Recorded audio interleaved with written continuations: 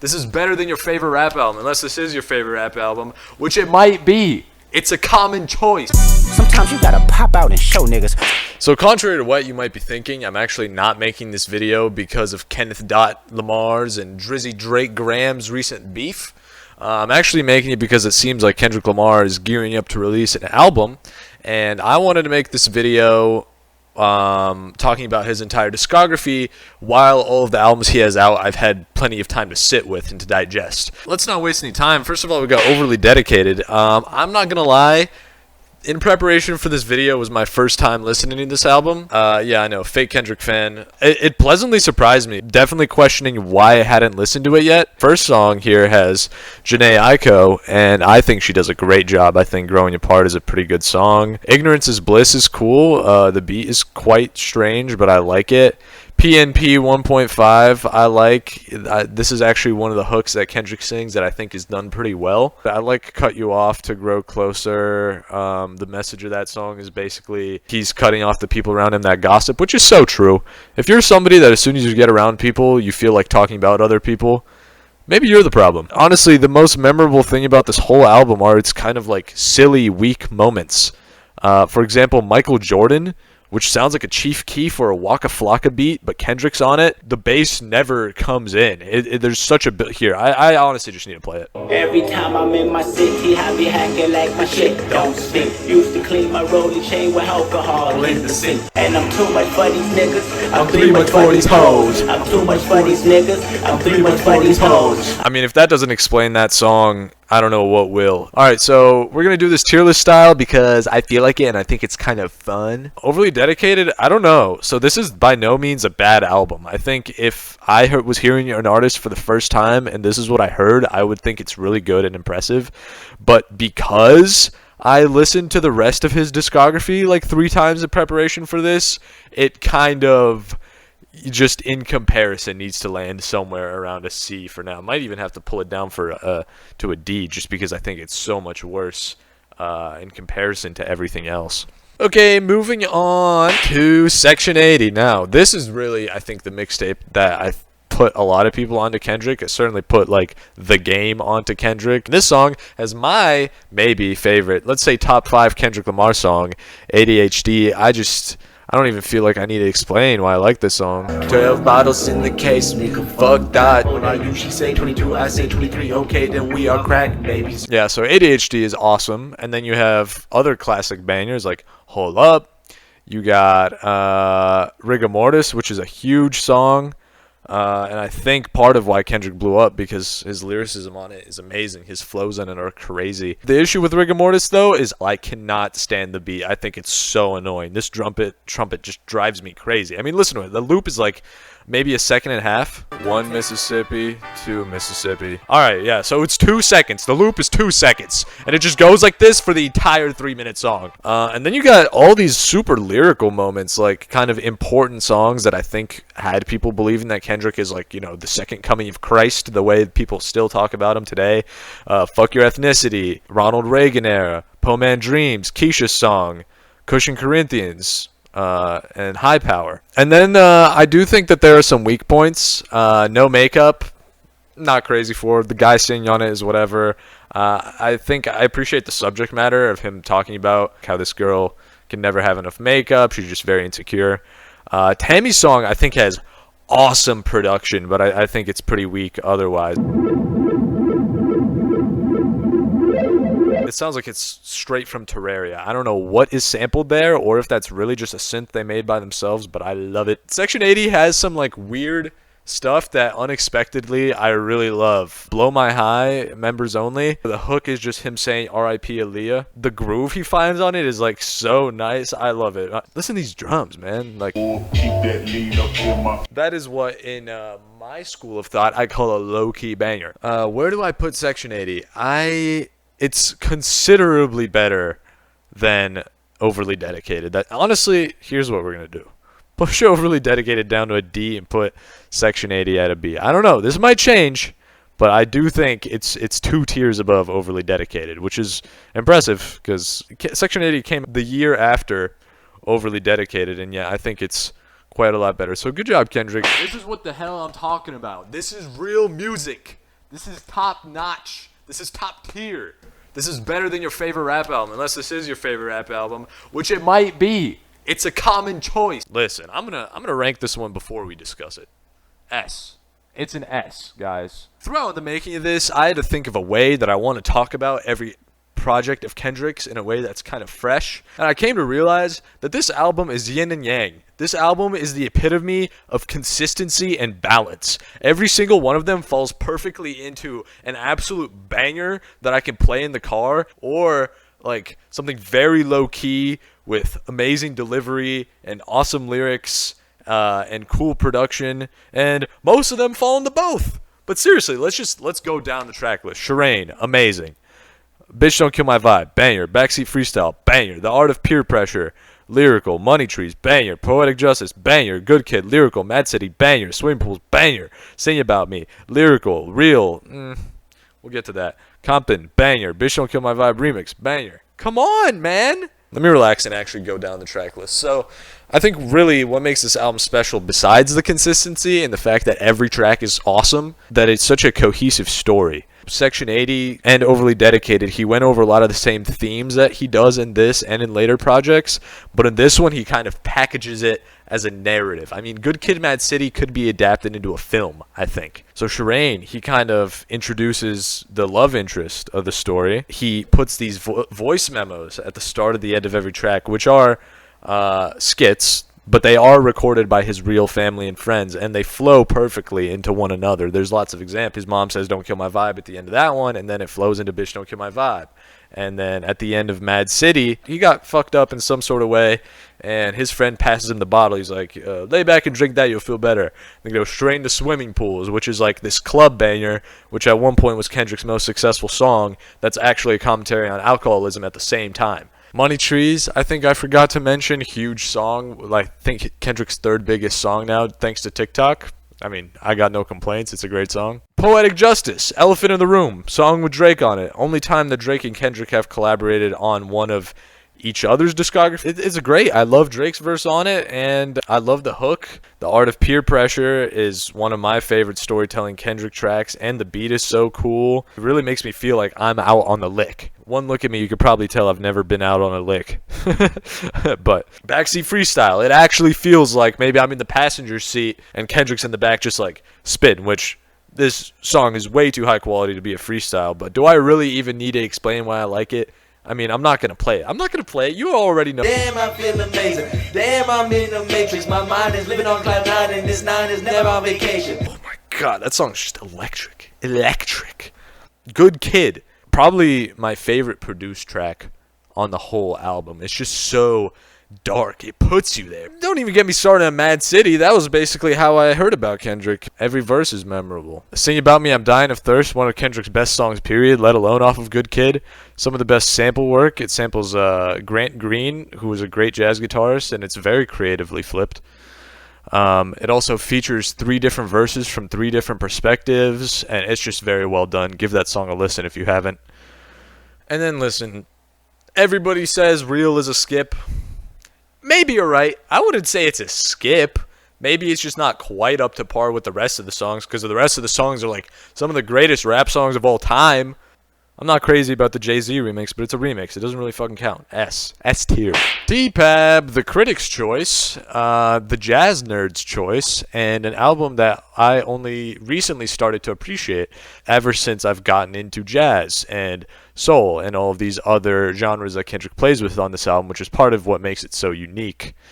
Terrace Martin is all over this album, who is a jazz musician, and also you've got George Clinton of Funkadelic on Wesley's Theory. You've got Thundercat on a couple of tracks, who just has the funkiest bass.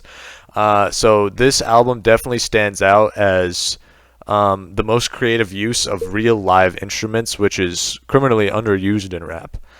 It's in some ways the first of its kind. It's basically just a jazz album with rap verses over it, and it's very well done. Wesley's Theory is an absolute banger. Thundercat's bass really just makes it for me, and George Clinton's singing as well. King Kunta's great. It's fun to dance to. I saw it live, and the part where it goes, by the time you hear the next pop, the beat comes back. I mean, live, it was just awesome. I'll never forget that moment. Institutionalized, these walls, no complaints. You is one of Kendrick's most powerful songs, probably. Just his delivery alone on it is incredible. I know it's been memed to death at this point, but those screams really, I mean, they get the point across. You ain't no leader. I never liked you forever, despise you. Definitely one of Kendrick's most impassioned performances, to the point where it's almost uncomfortable to listen to, but I've come around on it recently to where I can kind of listen to it recreationally if I want to.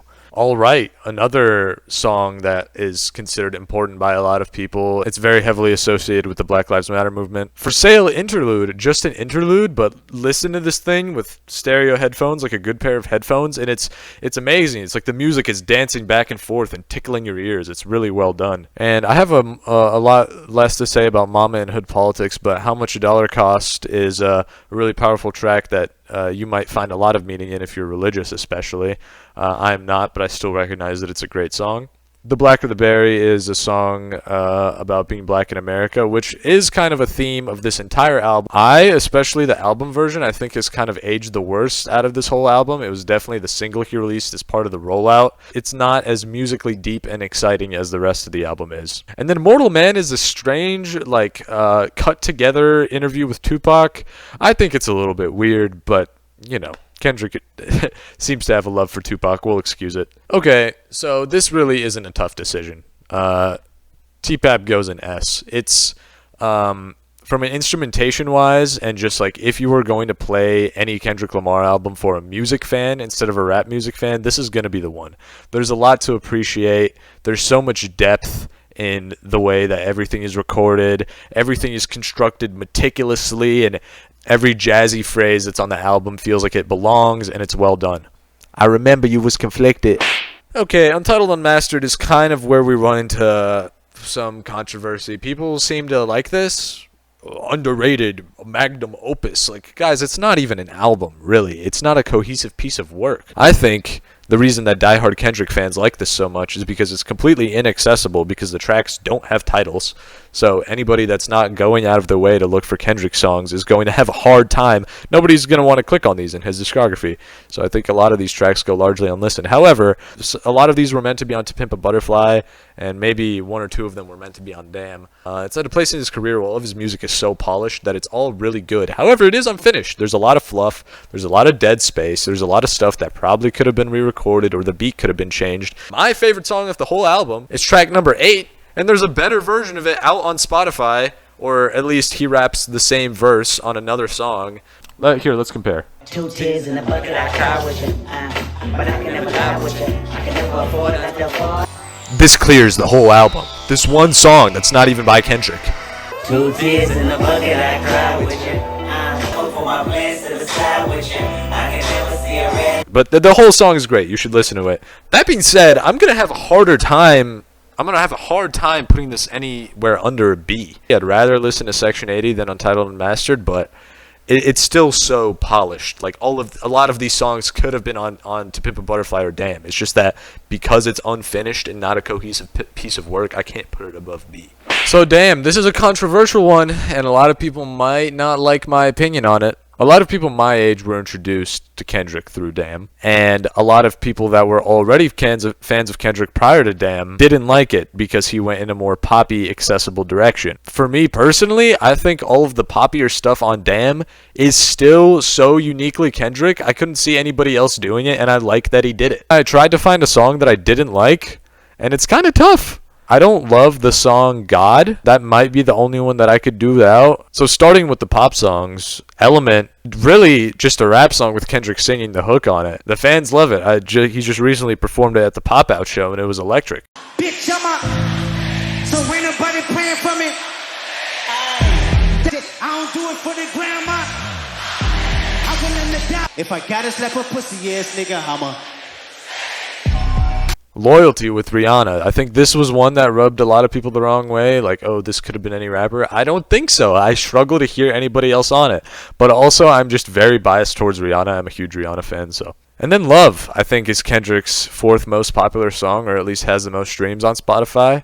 I think it's good. I think it's great. It's inoffensive, and I don't I think you kind of have to be a hater to listen to a song like this and be like, well, you know, this is a wasted spot on the album because it could have been another lyrical Kendrick song. Like, Kendrick has enough lyrical songs. Let the guy branch out. Let him do new stuff, especially when he executes it as well as he did here. And then obviously Humble, Kendrick's biggest song today. I personally can't listen to it anymore just because of how huge it got and overplayed. It's still a great song. DNA, the other single, one of those Kendrick songs that you could yell every word to at a live show. I would know. I saw it live. That's the song he came out to at the time. It was 2018, and it was just the perfect moment. XXX, another one of those really aggressive rap songs that just like, yeah, it gets you there. And the police siren in the beat when it comes in, it's awesome, and the subject matter is dark. I told him I can sugarcoat the answer for you. This is how I feel. If somebody kill my son, that means somebody getting killed. Tell me what you do for love, loyalty, and passion. Yeah, that song is awesome. People hated on it a lot because it came out because U2 was on it. They're like, I don't need U2 on a Kendrick album. Like, they just sing a little bit at the end. Grow up. Stop being Scrooge. Is it Scrooge? It's Scrooge McDuck. No, what is it? The guy who hates Christmas.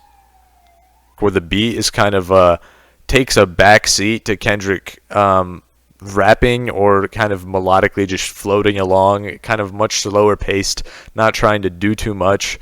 For me, Yeah, Feel, and Pride and Lust fall into that category, which are all like good songs. Lust, I think, is massively underrated in general. I've held that opinion since the album came out, and whenever I do meet someone that likes Lust, it's like such a little moment. We play the song. I need some water. Something came over me. Way too hot to simmer down. Might as well overheat. I think maybe this one bothers people because Kendrick's like singing on it, and Kendrick's not a great singer, but it's unique, and the beat has these little reversed drum samples. It just sounds great. And then for all the haters that are like, oh well, this is a pop album, and then there's all these like kind of underwhelming, not super lyrical tracks, which are the ones that I mentioned. I don't think they're underwhelming, but that's what people seem to think.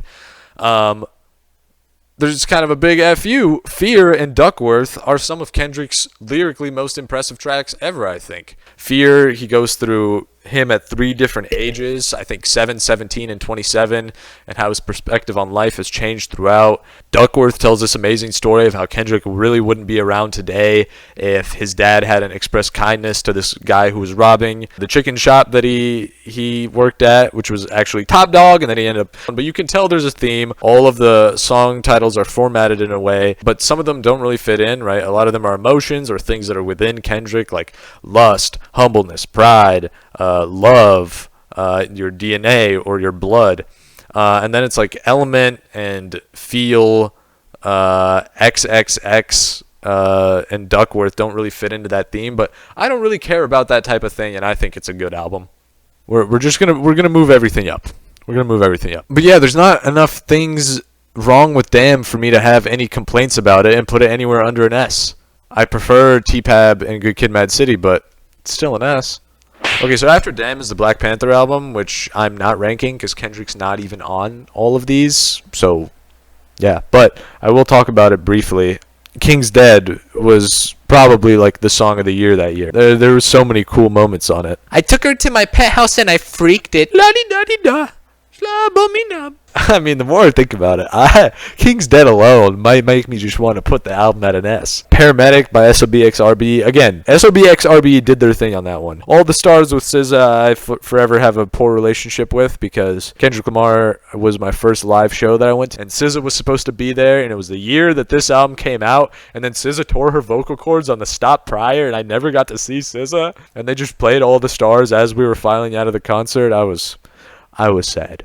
Okay, and another divisive one. Kendrick just can't stop making divisive albums, man. So Damn was different from To Pimp a Butterfly, but I think he fell back on something that had already existed in his bag. But Mr. Morale is entirely singular. I mean, he went in a whole different direction. It's theatrical, it's grandiose, it's cinematic. You've got this classical piano all over the album. And at the same time, I say it's theatrical. A lot of the instrumentation almost sounds like it's like a strange experimental musical. There's a whole category of songs on this album that I would say have no business working as well as they do. The first song, United in Grief, the second half of it goes into this breakdown where it's just like this very strange drum rhythm that I feel like would be very hard to rap over, but Kendrick kills it.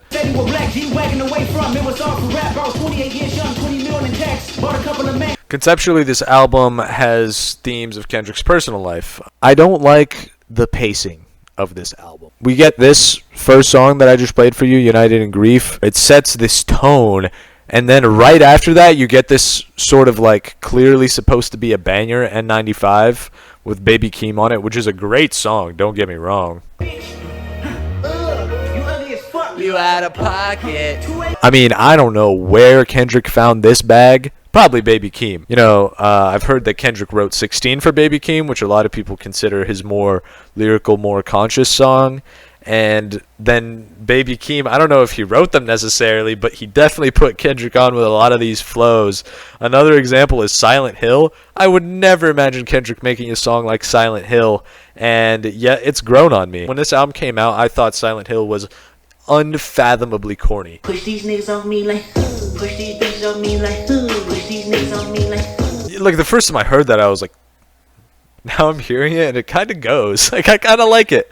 Another one that's happened to me with is Mirror. I didn't like it when I first heard it, but I love it now. More songs in the category of just, like, weird but go hard is Worldwide Steppers. It has this weird oscillating synth in the background that he raps over. My genetic build can build multi-universes. The man of God playing Baby Shark with my daughter, watching for sharks outside at the...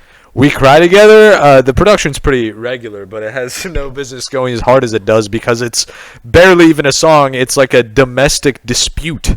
It's just like a recorded argument. Obviously not. It's very well written, and I love the decision to get an actress to do the females' parts instead of a rapper, because her delivery is just so raw and real. It's really good, and it kind of reminds me of like old Eminem almost, like a Guilty Conscience type of song. Then you got the kind of the accessible bangers, I would say. So N95, Purple Hearts, The Heart Part 5, which was the single for this album. And my favorite, I wouldn't call it a banger, but my favorite song on this album is Father Time. It might be top 5 Kendrick songs.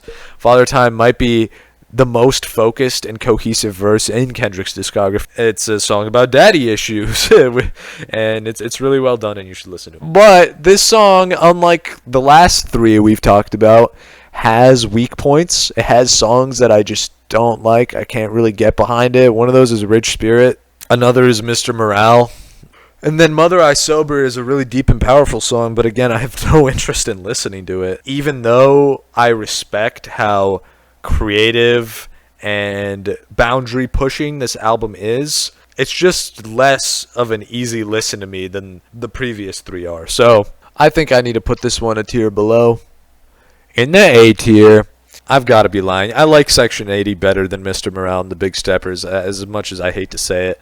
I would love to be like some kind of cultured cool guy who's like, this is one of those things where it comes down to the way it sounds in my ears. I don't like it as much as the rest. I don't know if Overly Dedicated needs to be at a B, or I mean a D now that I'm looking at it. We can bring that up as well. So listen, send me your Kendrick Lamar tier list. Make one in the comments. Let me know what you think or what you expect from Kendrick's new album. Where do you think that lands? I think we're due for an S. Another one. Is that Coolio? Is that Coolio in the stew? Look at this. Alright, I'm out of stuff to say. Let me know if this is a terrible tier list. Let me know what you think. Sometimes you gotta pop out and show niggas.